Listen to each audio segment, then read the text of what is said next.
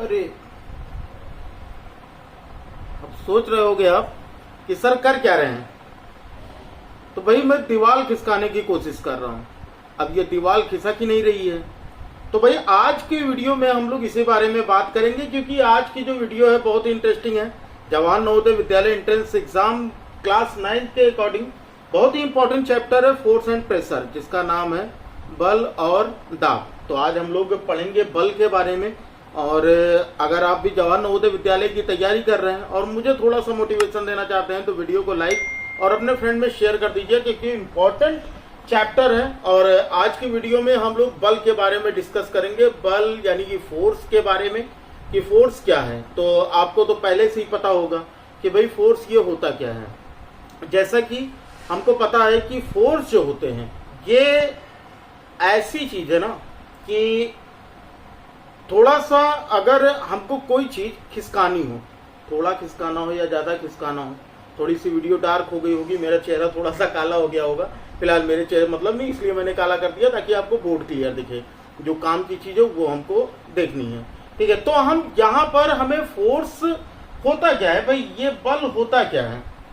यानी अगर हमें कोई चीज ढकेलनी हो या कोई चीज खींचनी हो तो जो चीज हम लगाते हैं ना वही हमारा फोर्स या फिर क्या होता है, बल होता है। इतनी बात समझ में आई सभी को? समझ में आ गया होगा कि अरे सर क्या कहना चाहते हो, ये तो हमको पहले से ही पता है क्या होता है। लेकिन इसमें से जो क्वेश्चंस आते हैं ना वो थोड़े से कंफ्यूज करने वाले क्वेश्चन को, तो जानते तो हैं लेकिन इसे कहते क्या है। जैसे अगर हम फोर्स की बात करें तो भाई फोर्स जो है, फोर्स इज द पुश और पुल which changes or turns the position, shape, size, direction of a body।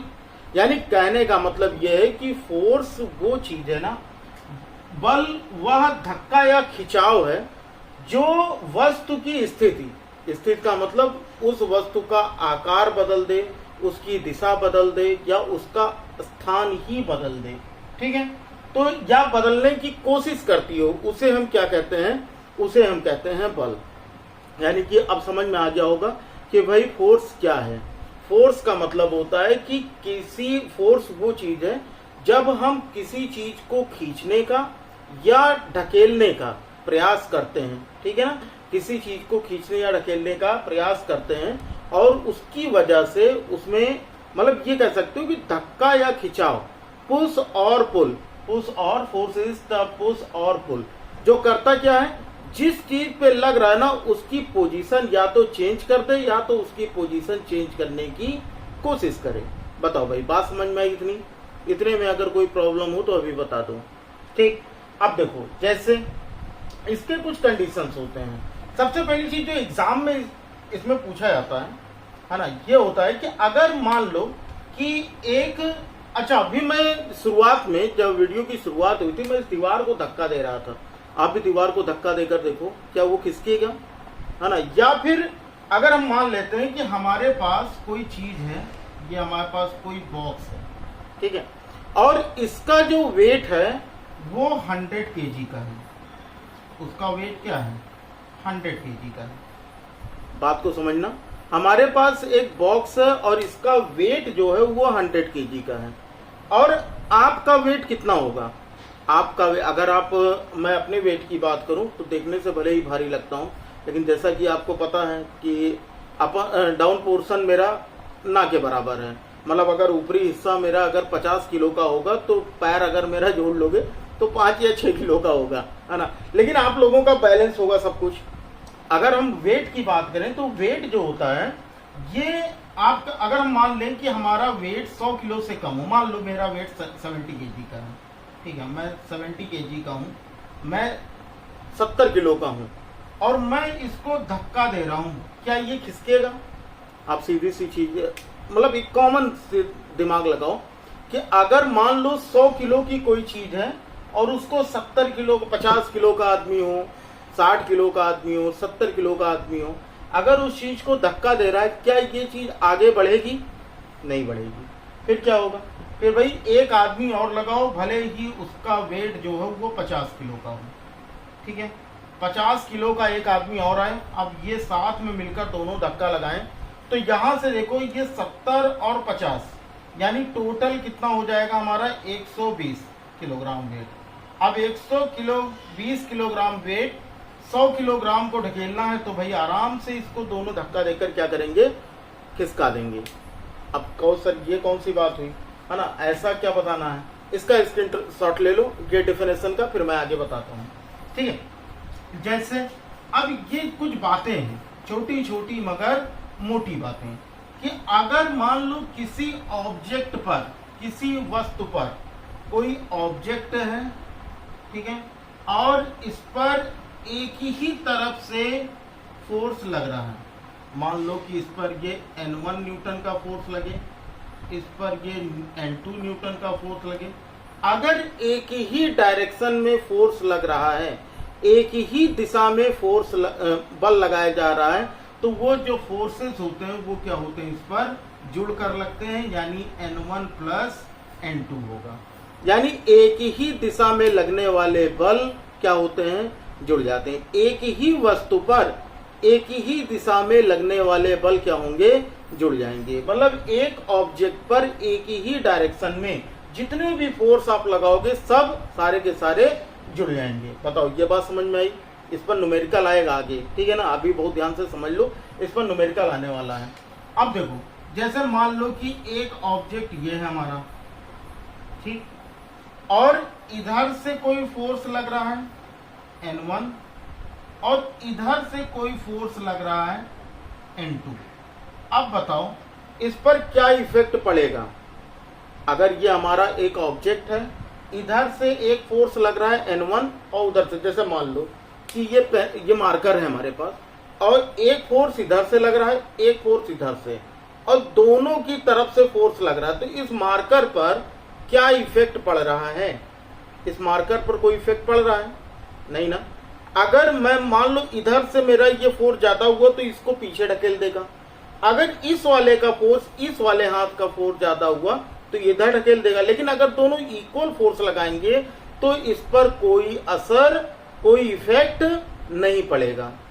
ये बात समझ में आई?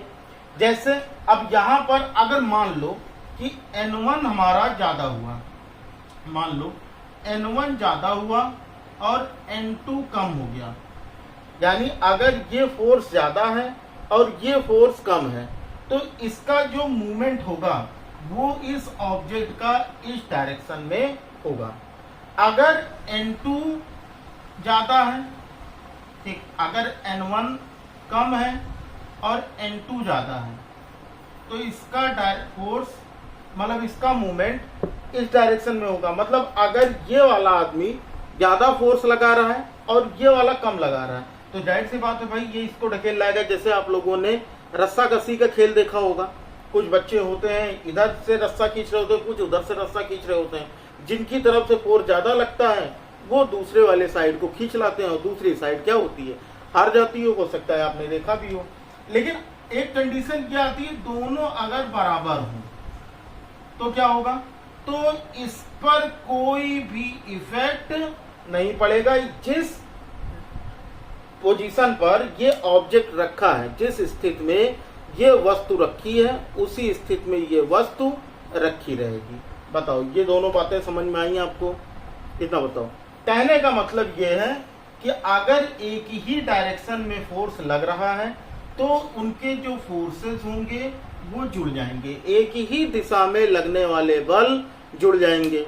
अपोजिट डायरेक्शन में लगने वाला फोर्स अगर N1 बड़ा है N2 से, तो वो N1 माइनस N2 यानी इन दोनों का डिफरेंस होगा। ठीक है, यानी इन दोनों का डिफरेंस, इन दोनों का अंतर, चाहे अगर ये बड़ा है तो N1 माइनस N2, अगर N2 बड़ा है तो N2 माइनस N1। ये बात समझ में आई? बात को समझना। जैसे अगर इधर की तरफ एक ही तरफ फोर्स लग रहा है, जैसे अगर एक आदमी इधर से 10 न्यूटन का फोर्स लगा रहा है, 10 न्यूटन का, और इधर से ये बाबू 15 न्यूटन का फोर्स लगा रहा है, दोनों क्या कर रहे हैं, ये 10 न्यूटन का फोर्स लगा रहा है और ये 15 न्यूटन का, तो इस पर कुल जो रिजल्टेंट फोर्स होगा, यानी जो इस पर परिणामी बल होगा वो कितना होगा, 10 न्यूटन और 15, 10 न्यूटन प्लस 15 न्यूटन, टोटल इस पर फोर्स लगेगा 25 न्यूटन का। यानी इस पर कुल कितना फोर्स लगेगा मेरे लाल, 25 न्यूटन का फोर्स लगेगा। बताओ, इतनी बात समझ में आ गई? आगे बढ़ते हैं। अगर मान लो इधर से ये 10 न्यूटन का फोर्स इधर लग रहा है और 15 न्यूटन का फोर्स इधर से लग रहा है, ठीक है। 10 न्यूटन का फोर्स इधर, 10 न्यूटन का फोर्स इधर से इधर लग रहा है और 15 न्यूटन का फोर्स इधर से इधर लग रहा है। तो यहाँ पर कुल रिजल्टेंट फोर्स कितना होगा इस ऑब्जेक्ट पर? रिजल्टेंट फोर्स यानी इसका परिणामी बल कितना होगा भैया? 15N माइनस 10N, यानी इस पर कुल रिजल्टेंट फोर्स यानी कि परिणामी बल कितना होगा? 5 न्यूटन का। और ये किस साइड में जाएगा? ये मूव करेगा अपने लेफ्ट साइड में। अगर यही चीज उल्टा होता, यानी अगर इधर से ये 15 न्यूटन का इधर से लगता और 10 न्यूटन का इधर से लगता, तब भी रिजल्टेंट फोर्स यानी कि जो परिणामी बल है वो 5 न्यूटन का ही होता। कितने का होता? 5 न्यूटन का ही होता। लेकिन अब जो भी इस ऑब्जेक्ट का जो मूवमेंट है, यानी ये किधर की ओर जाएगा? ये जाएगा राइट की ओर, क्योंकि इधर से दूसरी तरफ लगने वाला फोर्स यानी बल ज्यादा है। बताओ भाई, इतनी बात समझ में आ गई सभी को? इतने में अगर कोई दिक्कत हो तो बता दो। क्लियर है? इस पर न्यूमेरिकल आगे आएगा, मैं आपको ढेर सारी इस पर न्यूमेरिकल करवाऊंगा, बिल्कुल भी परेशान न रहिएगा। ठीक है, चलो आगे बढ़ते हैं। अगला देखो आगे क्या दिया गया हमें। अब इसमें और जो क्वेश्चन पूछे जाते हैं वो होता है भैया बल को यानी फोर्स को हम नापेंगे कैसे? इसकी इकाई क्या होती, यूनिट क्या होती? जैसे अगर हम कोई चीज लेने जाते हैं, जैसे कोई चीज अगर मान लो मम्मी कह जाओ भैया चीनी ले आओ, तो हम जानते हैं चीनी को हम ग्राम या फिर किलोग्राम में हम नाप तोलते हैं, तो ये इसकी यूनिट हो गई। अगर हम डिस्टेंस की बात करें, लेंथ की यानी कि दूरी की अगर हम बात करें, तो जो दूरी होती है उसको हम मीटर, सेंटीमीटर या फिर किलोमीटर, है ना, सेंटीमीटर, मीटर या फिर किलोमीटर में नापते हैं। तो अगर हमको यही कहा जाए कि भाई फोर्स को हम किस में नापेंगे, यानी कि ये जो बल होगा इसकी यूनिट क्या होगी? ठीक है, यहां लिख लेते हैं यूनिट यानी कि मात्रक, यूनिट यानी कि मात्रक। पता है आपको इसकी 2 यूनिट होती हैं। फोर्स यानी बल की दो मात्रक होते हैं। इसमें सबसे पहले होता है एसआई यूनिट इसका, जिसको हम एसआई मात्रक कहते हैं। क्या बोलते हैं? एसआई मात्रक। एसआई मात्रक, एसआई मात्रक क्या होता है? देखो, इसको खोजा था भाई न्यूटन चाचा ने। बल की जो खोज की थी, इसकी जो डेफिनेशन दी थी वो न्यूटन चाचा ने दी थी। तो उन्हीं के नाम पर इसका जो यूनिट है वो रख दिया गया न्यूटन। तो इसका एसआई यूनिट क्या होगा? Newton, NEWTON। ठीक है, ये होता है न्यूटन। बताओ, ये बात समझ में आई? एसआई यूनिट याद हो गई। बल की, फोर्स की एसआई यूनिट न्यूटन, फोर्स की एसआई यूनिट न्यूटन, बल का एसआई मात्रक न्यूटन। अब ना कहना न्यूटन को हिंदी में क्या कहता है ना, वो नाम है। जैसे किलोग्राम को आप किलोग्राम बोलते हो ना, किलोमीटर को किलोमीटर बोलते हो, उसी तरह से न्यूटन को आप क्या बोलोगे? न्यूटन ही बोलोगे। ये बात क्लियर हुई? अच्छा, एक चीज और यहां पर आता है कि ये एसआई का मात्रक, मतलब एसआई का मतलब क्या है? एसआई का मतलब क्या है पता है किसी को? फुल फॉर्म पता है आपको? कमेंट में बताओ सभी लोग। एसआई का तब तक मैं आगे बताता हूं, अगर आपको पता है तो कमेंट में बताते चलो एसआई का फुल फॉर्म क्या है। दूसरा जो होता है उसको बोलते हैं सीजीएस यूनिट। क्या बोलते हैं मेरे लाल? सीजीएस यूनिट, यानी कि सीजीएस मात्रक। सीजीएस मात्रक ये क्या है? सीजीएस मात्रक जो होता है इसका, सीजीएस मात्रक होता है डाइन। क्या होता है? डाइन। ठीक, डाइन, DYNE, सीजीएस मात्रक होता है डाइन। तो दोनों चीजें याद रखिएगा। एसआई यूनिट जो होता है वो होता है न्यूटन, और सीजीएस यूनिट जो होता है वो होता है डाइन। एसआई का मतलब, काफी सारे बच्चों ने आंसर भी दिया, एसआई का फुल फॉर्म होता है इंटरनेशनल स्टैंडर्ड। ठीक, इंटरनेशनल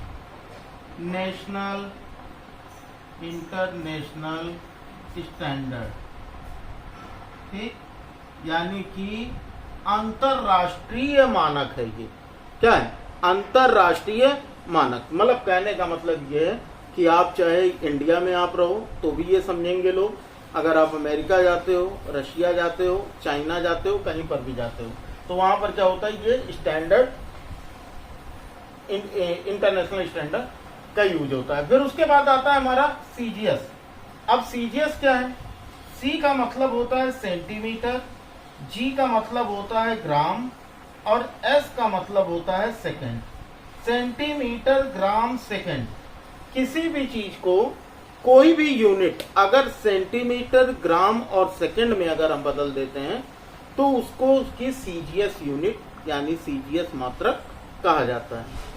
ठीक, बहुत ज्यादा टेंशन लेने की जरूरत नहीं है कि मतलब ये क्या, बस इतनी चीज याद रखिएगा, फुल फॉर्म याद रखिएगा एसआई का यानी इंटरनेशनल स्टैंडर्ड।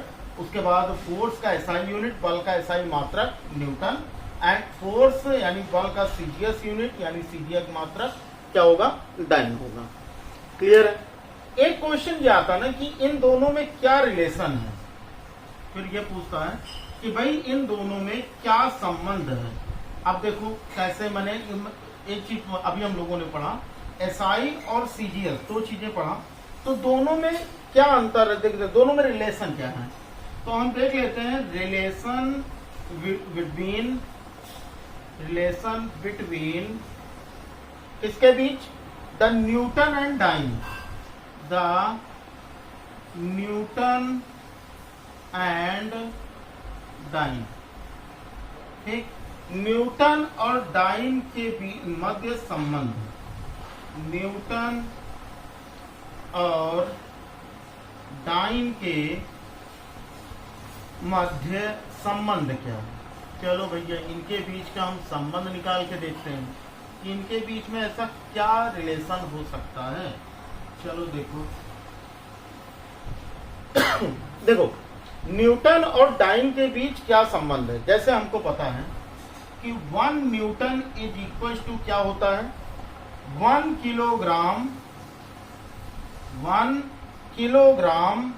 मीटर पर सेकेंड स्क्वायर। ठीक, न्यूटन का मतलब हो गया, 1 न्यूटन का मतलब होता है 1 किलोग्राम मीटर पर सेकेंड स्क्वायर, है ना। हमने क्या पढ़ा कि हमने ये पढ़ा सीजीएस, इसका मतलब इसको सेंटीमीटर में बदलना, ये सेंटीमीटर में मीटर जो भी होगा, जैसे मीटर उसको सेंटीमीटर में बदल दो, अगर किलोग्राम है उसे ग्राम में बदल दो, और अगर आर वगैरह दिया तो उसको सेकंड में बदल दो, बस वो डाइन हो जाएगा। जैसे यहां पर हमको ये दिया गया तो हमको ये पता है कि 1 किलोग्राम में कितने ग्राम होते हैं, आपको पता है 1 किलोग्राम में कितने ग्राम होते हैं, बिल्कुल भाई 1 किलोग्राम में 1000 ग्राम होते हैं। 1 मीटर में कितने सेंटीमीटर होते हैं, ये चीज बताओ। 1 मीटर में कितने सेंटीमीटर होते हैं, बिल्कुल आपको पता है भाई 1 मीटर में होता है हमारा 100 सेंटीमीटर। बताओ ये बात समझ में आई।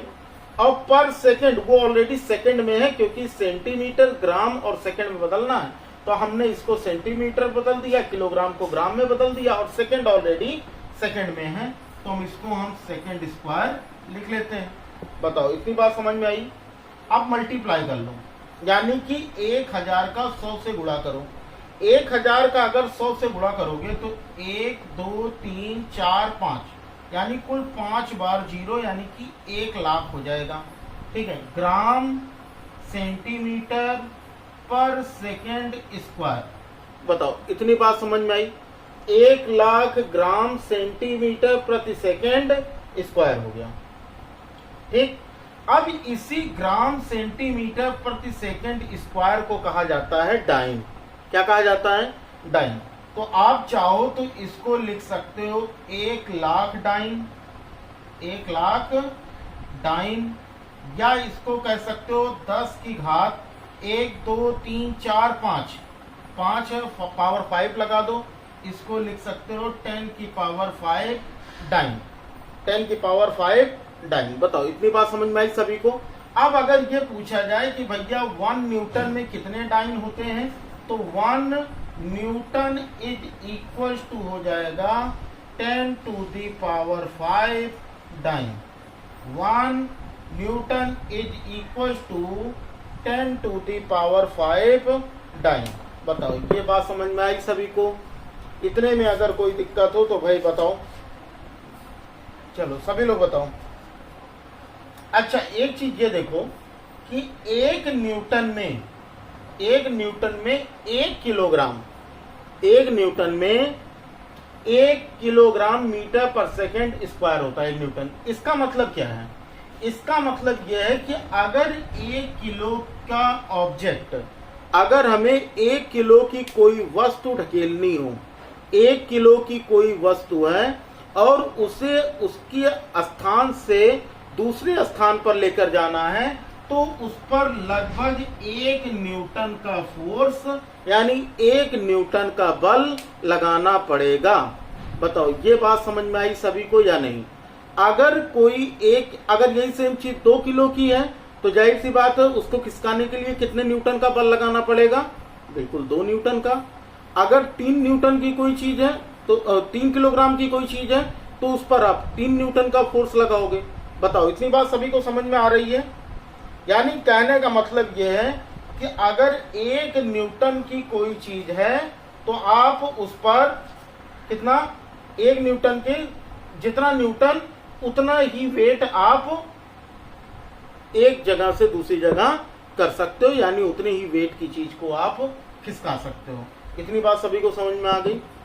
सभी लोग बताएंगे भाई। सबसे पहले रिपीट करते हैं, फोर्स क्या है, व्हाट इज फोर्स? बल क्या है? तो बल होता है किसी वस्तु में धक्का या खिंचाव के कारण उसकी स्थिति में परिवर्तन या परिवर्तन की कोशिश। ठीक है, स्थिति में परिवर्तन की कोशिश ही क्या कहलाती है? बल कहलाती है। याद हो गया होगा? ठीक है। फोर्स इज क्या है? फोर्स इज पुश और पुल विच टेंड्स और ट्राई, ठीक है ना, ट्राई टू क्या था कि भाई try to change the position of a body, यानी किसी बॉडी के पोजीशन को चेंज करने की कोशिश करना। सही है। अब यहां पर आता है कि अगर एक ही तरफ फोर्स लग रहे हैं, अगर एक ही तरफ फोर्स लग रहे हैं तो उसका क्या इफेक्ट होगा? दोनों फोर्सेस प्लस हो जाएंगे। एक ही तरफ लगने वाले बल क्या होंगे? जुड़ जाएंगे। अपोजिट डायरेक्शन में अगर फोर्स लग रहे हैं तो अपोजिट डायरेक्शन में अगर फोर्स लग रहे हैं तो उनके फोर्सेज, अगर विपरीत दिशा में एक ही वस्तु पर बल लग रहा है तो उनके जो फोर्सेज होंगे वो उनका डिफरेंस यानी कि उनका अंतर, उसका रिजल्टेंट फोर्स यानी कि उसका परिणामी बल होगा। ये बात समझ में आ गई? फोर्स की एसआई यूनिट, बल की एसआई यूनिट क्या होती? न्यूटन होती है। सही है। फोर्स सीजीएस यूनिट क्या होता है फोर्स का? बल का सीजीएस यूनिट क्या होता है भाई? आपको तो पता ही है, डाइन होता है। न्यूटन और डाइन में क्या संबंध होता है, क्या रिलेशन होता है? न्यूटन 5 डाइन के इक्वल होता है, मतलब 1 न्यूटन जो है वो 10⁵5 डाइन के बराबर होगा। इतनी बात सभी को समझ में आ गई? नहीं। इतने में अगर कोई दिक्कत हो तो भाई बताओ। कोई भी दिक्कत होगी ना कमेंट बॉक्स में बता देना, कोई भी दिक्कत होगी। चलो आगे देखते हैं।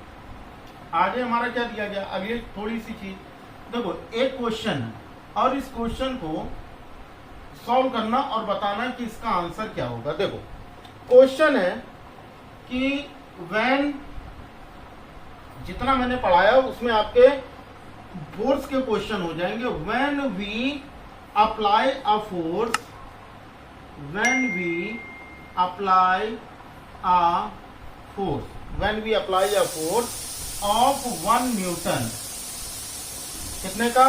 1 न्यूटन का, तो we can hold a body, we can hold a body whose mass is approximately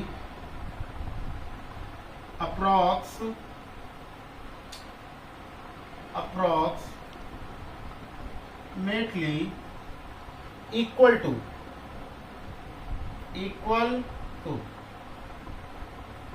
question समझ में आया?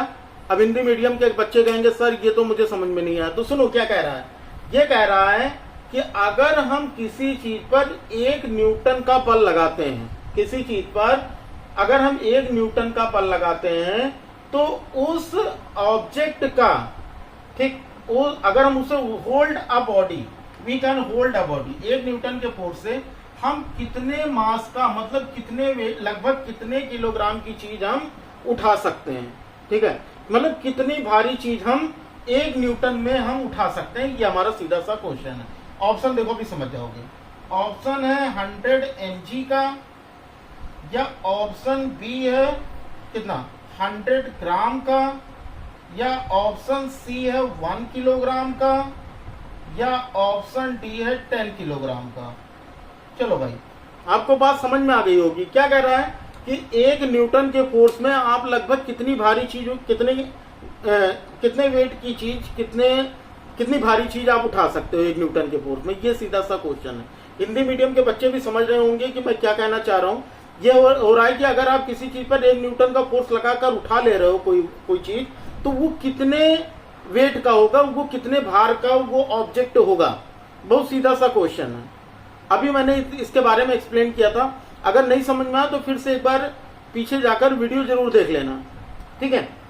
बिल्कुल भैया, आपका आंसर बिल्कुल सही आ रहा है, क्योंकि 1 न्यूटन इज इक्वल टू क्या होता है, अभी हम लोगों ने पढ़ा था 1 न्यूटन इज इक्वल टू होता है 1 किलोग्राम मीटर पर सेकेंड स्क्वायर। तो यानी 1 न्यूटन में आप 1 किलोग्राम की लगभग चीज उठा सकते हो। यानी कि हमारा सी ऑप्शन जो होगा ये बिल्कुल करेक्ट होगा। बताओ भाई, बात समझ में आई? ठीक, ये बात समझ में आई? किसी चीज इसमें अगर कोई दिक्कत हो तो बताओ। चलो भाई, सभी को इतनी बात समझ में आ गई। आसान सी चीज थी, आपको आसानी से समझ में आ रही होगी। मैं नॉर्मली इस तरह से आपसे बात कर रहा हूँ जैसे हम लोग बात कर रहे हो, मतलब ये पढ़ाई के पर्पज से तो चल ही नहीं रहा है। हम लोग बात कर रहे हैं और बात में हम लोग देखो इसमें क्वेश्चन भी कर लेंगे। अगर आपके बुक में ये क्वेश्चन है तो आप देखिएगा, आप जब दोबारा भी करोगे ना आपको तुरंत ये सारी चीजें याद आ जाएंगी। क्लियर है बात इतनी? चलो भाई, लेकिन अभी तक आप लोगों ने वीडियो लाइक नहीं किया। देखो इतनी देर से क्लास चल रही है लेकिन आप लोग वीडियो लाइक नहीं कर रहे हो, तो वीडियो को लाइक कर दो, अपने फ्रेंड में शेयर जरूर कर देना। और चैनल पर नए होगे तो पता ही है क्या करना है भाई, सब्सक्राइब कर लेना और बेल आइकन को प्रेस कर लेना ताकि हर क्लास की नोटिफिकेशन आपको मिलती रहे। चलो आगे देखते हैं। अगला आता है, अब यहाँ पर एक क्वेश्चन अगला देखो। The CGS unit of force is बल की सीजीएस इकाई क्या है? बल की सीजीएस इकाई क्या है? चलो, अब याद हो गया होगा सभी को, सभी लोग इसका आंसर देंगे। ऑप्शन देखो, ऑप्शन ए है dyne, option A dyne, option B है पास्कल, ऑप्शन बी है पास्कल। ओके, तो अभी इसके बारे में हम लोग पढ़े ही नहीं, पास्कल। ऑप्शन सी है जूल, ठीक, ऑप्शन सी है जूल, या फिर ऑप्शन डी है वॉट, ऑप्शन डी है वॉट। चलो सभी लोग आंसर दो भाई इसका। आपके हिसाब से क्या होगा? सीजीएस की फोर्स की सीजीएस यूनिट, बल की सीजीएस इकाई क्या है? अरे सबको तो याद हो गया, क्या है भाई? डाइन, है ना। अगर मैं पूछूं सीजीएस ना पूछ के मैं ये पूछूं इसकी एसआई यूनिट क्या है तो क्या होगा? फोर्स की एसआई यूनिट, बल की एसआई यूनिट क्या होगी? बल की एसआई यूनिट बिल्कुल मेरे लाल न्यूटन। बहुत बढ़िया, क्या होगा? न्यूटन इसका करेक्ट आंसर होगा। चलो, इतनी बात सभी को समझ में आ रही है। अच्छा, एक चीज, थोड़ी सी चीज और है।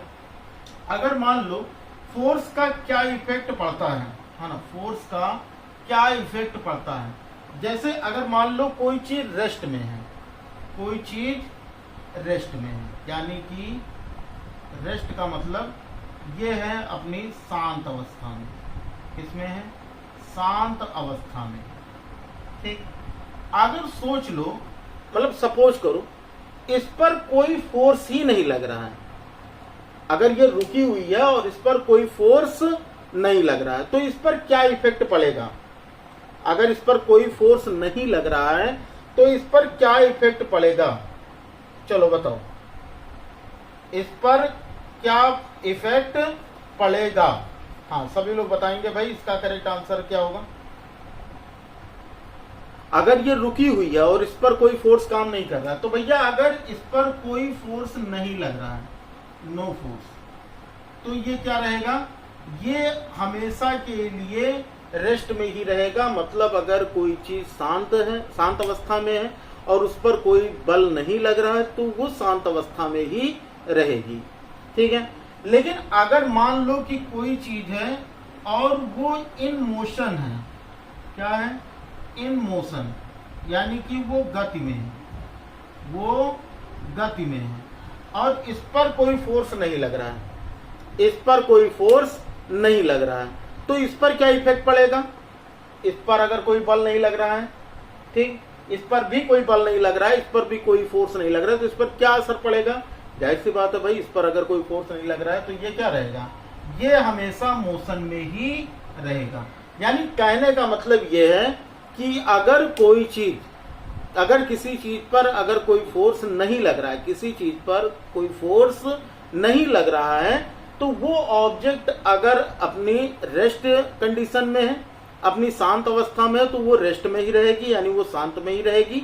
और अगर कोई मोशन में है और उस पर कोई फोर्स नहीं लग रहा है, कोई गति में है, तो वो हमेशा के लिए वो गति में ही रहेगी, यानी कि वो मोशन में ही रहेगी। क्लियर है बात?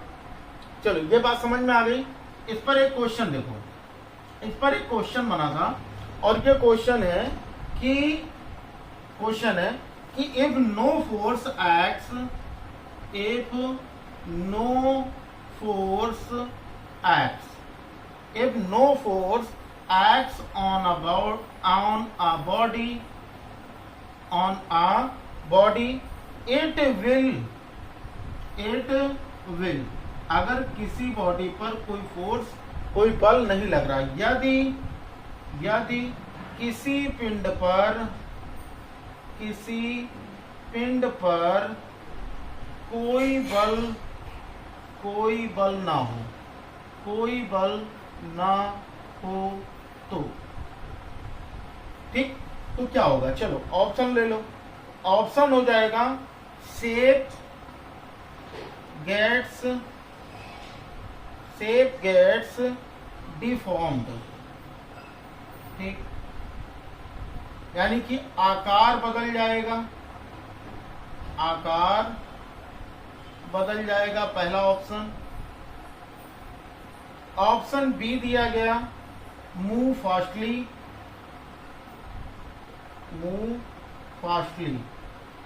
तेज गति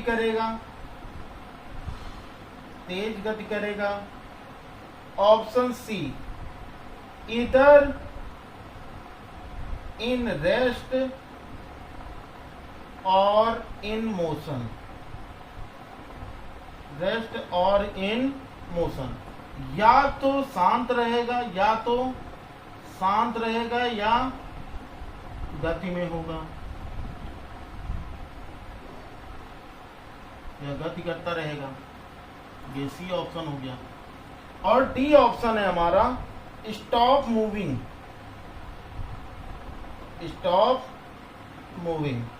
गति करना बंद कर देगा। चलो भाई, गति करना बंद कर देगा। सही आंसर क्या होगा, गति करना बंद कर देगा। इसका सही आंसर क्या होगा? अब देखो, ये हमारे पास क्वेश्चन है। अब इसका आंसर आप सभी लोग कमेंट बॉक्स में बताइएगा, लाइव चैट में नहीं। सभी लोग इसका आंसर कमेंट बॉक्स में बताइएगा। जिनका आंसर सही होगा उनको मिलेगा हार्ट। ठीक है, तो आज हम लोगों ने फोर्स के बारे में डिस्कस किया। वीडियो बहुत लंबी हो जाएगी, क्लास बहुत बड़ी हो जाएगी, इसलिए हम इसको 3-4 पार्ट में कवर करेंगे। बहुत अच्छे से पढ़ेंगे ताकि इसका कोई भी क्वेश्चन एग्जाम में छूटने ना पाए। और हर एक चैप्टर में, चाहे वो साइंस हो या मैथ हो या इंग्लिश या हिंदी, सारी चीजें हम लोग हर एक चैप्टर को बहुत ही इत्मीनान से, बहुत ही शांति से और बहुत ही इंटरेस्टिंग तरीके से पढ़ेंगे ताकि आपके हर तरह के क्वेश्चन हो पाए। एक बार फिर से क्वेश्चन रिपीट कर देता हूँ। क्वेश्चन है, if no force acts on a body it will, यदि किसी पिंड पर कोई बल ना काम करे तो क्या होगा? शेप गेट्स डिफॉर्म्ड, पहला ऑप्शन है आकार बदल जाएगा। ऑप्शन बी है मूव फास्टली, तेज गति करेगा। ऑप्शन सी इधर इन रेस्ट और इन मोशन, या तो ये शांत अवस्था में रहेगा या तो गति करता रहेगा। और ऑप्शन डी है स्टॉप मूविंग, यानी कि गति करना बंद कर देगा। गति करना बंद कर देगा, 2 बार लिखी है ना, गति करना बंद कर देगा, ठीक है ना। तो यहाँ पर हमारे पास 4 ऑप्शन है, आपके जो भी करेक्ट आंसर हो वो आंसर दीजिएगा। नेक्स्ट क्लास में हम लोग टाइप ऑफ फोर्सेस के बारे में पढ़ेंगे। बहुत ही इंटरेस्टिंग चैप्टर होगा, क्योंकि हमने पढ़ तो लिया है कि भाई जो फोर्स होता है ना, फोर्स क्या करता है। जैसे फोर्स किसी चीज के शेप को चेंज कर सकता है, किसी चीज के डायरेक्शन को चेंज कर सकता है, कोई चीज बड़ी है दबा के उसका साइज कम कर सकता है। तो फोर्स जो है वो काफी इंटरेस्टिंग चीज है, लेकिन ये कितने तरह के होते हैं इसके बारे में हम लोग नेक्स्ट क्लास में डिस्कस करेंगे। वीडियो अगर अच्छी लगी हो, लेक्चर आज का अच्छा लगा हो, तो भी वीडियो को लाइक कर देना। चैनल पे नए होगे तो चैनल को सब्सक्राइब कर बेल आइकन को प्रेस कर दीजिएगा। साथ ही साथ अपने फ्रेंड में शेयर जरूर कीजिएगा, क्योंकि ये आपके नवोदय विद्यालय के लिए नहीं, क्लास 8th के लिए, फिर क्लास 10th के लिए भी बहुत ज़्यादा इंपॉर्टेंट चैप्टर है। यहाँ पर अगर आपको एक बार बेसिक जानकारी इसकी हो गई तो आपके लिए क्लास 8 भी आसान हो जाएगा। नवोदय विद्यालय सैनिक स्कूल के चैप्टर्स भी इसके हिसाब से आसान हो जाएंगे, और उसके बाद जब क्लास 10th में आप दोबारा पढ़ोगे तो भी आपके लिए ये काफ़ी ज़्यादा हेल्पफुल होगा। उम्मीद करूंगा कि आपको मेरी बातें समझ में आई होंगी। चलो फिर टाइम वेस्ट नहीं करते हैं, पढ़ते रहो, मिलते हैं फिर अगली क्लास में। तब तक के लिए जय हिंद, वंदे मातरम, जय श्री राम, राधे राधे।